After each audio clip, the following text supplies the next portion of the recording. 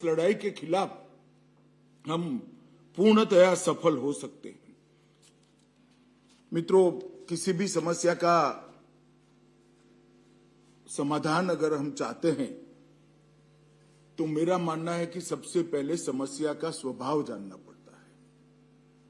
समस्या का स्वभाव जाने बगैर इसके लिए बनाए गए उपाय हमेशा कारगर नहीं होते हैं और इस प्रकार की कठिन समस्या का समाधान अगर हम चाहते हैं तो उसके स्वभाव को हमने जानना पड़ेगा।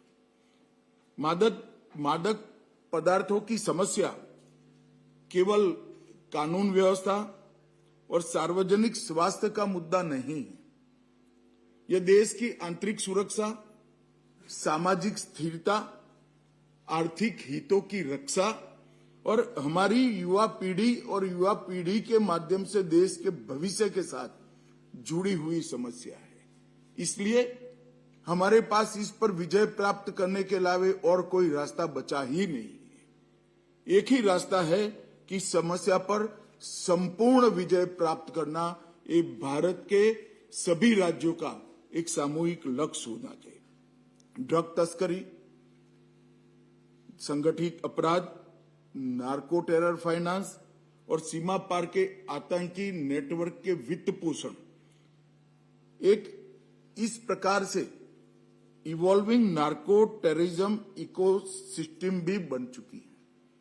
तो हमारी देश की आंतरिक सुरक्षा के लिए, हमारे देश के अर्थतंत्र की सुरक्षा के लिए और हमारे देश की युवा पीढ़ी के भविष्य के लिए ये हमारे लिए बहुत जरूरी है कि हम इस पर संपूर्ण विजय प्राप्त करें।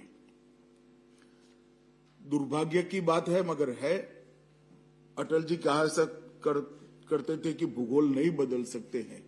हम डेथ ट्रायंगल और डेथ क्रिसेंट के बीच में हैं और ड्रोन आधारित ड्रॉप्स, समुद्री मार्गों से containerised cargo, darknet, crypto payment, order to delivery model, पार्सलों का उपयोग, ये सब तरीकों से ड्रग के कारोबार करने वालों ने हमारी लड़ाई को और कठिन बनाया है।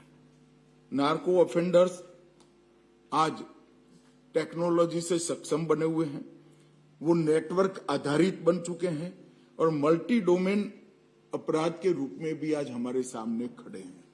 ये सभी चीजें ये लड़ाई को और कठिन बनाती है।